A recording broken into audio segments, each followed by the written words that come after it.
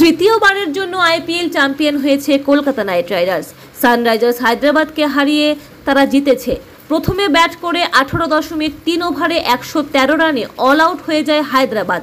Run তারা করতে নেমে 10.3 ওভারে 8 উইকেটে ম্যাচ নিতে যায় কলকাতা। চেন্নাইয়ের মাঠে কেকেআরের চ্যাম্পিয়ন হওয়ার নেপথ্যে 5 কারণ কি? স্টার্কের প্রথম স্পেল। প্রথম কোয়ালিফায়ারের মতো ফাইনালেও প্রথম স্পেলে আগুন ঝরালেন স্টার্ক। প্রথম ওভারেই অভিষেক শর্মাকে আউট করেন তিনি। পরের ওভারে আউট করেন রাহুল ত্রিপাঠীকে। প্রথম স্পেলে 3 ওভারে 14 রান দিয়ে 2 উইকেট নেন স্টার্ক। তাতেই কেকেআরের জয়ের ভিত তৈরি হয়ে যায়। রাসেলের বোলিং। স্টার্ক শুরুটা করলে শেষটা করেন আন্দ্রে রাসেল।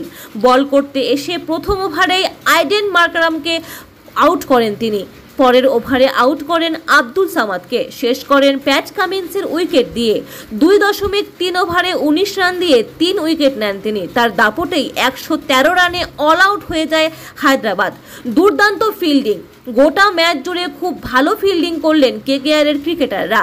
30 গজ বৃত্তের ভেতরেই হোক বা বাউন্ডারিতে, সব জায়গায় রান বাঁচান ফিল্ডারেরা। ভালো ক্যাচ ধরেন তারা। ভালো ফিল্ডিংয়ে চাপে পড়ে হায়দ্রাবাদ। শ্রেয়সের অধিনায়কত্ব। আরও একটি ম্যাচে দুর্দান্ত অধিনায়কত্ব করেন শ্রেয়স। টস হারা ছাড়া কিছু ভুল করেননি তিনি। পেসারেরা ভালো বল করছেন দেখে দলের সবথেকে ভালো বোলার বরুণ চক্রবর্তীকে মাত্র 2 ওভার বল করান শ্রেয়স। তিনি দেখিয়ে দিয়েছেন সিদ্ধান্ত নেওয়ার সময় নাম নয়, কাজের ওপর গুরুত্ব দিয়েছেন তিনি। ভেঙ্কটেশের ব্যাটিং। 114 রান তাড়া করতে নেমে দ্বিতীয় ওভারে আউট হয়ে গিয়েছিলেন সুনীল নারায়ণ। আরও একটি উইকেট পড়লে চাপ পড়ত কেকেআরের ওপর, কিন্তু ভেঙ্কটেশ আয়ার তা হতে দিলেন না। এখন থেকেই আক্রমণাত্মক ব্যাটিং করলেন, শেষ পর্যন্ত টিকে থাকলেন। 26 বলে 52 রান করে দলকে জিতিয়ে মাঠ ছাড়লেন তিনি।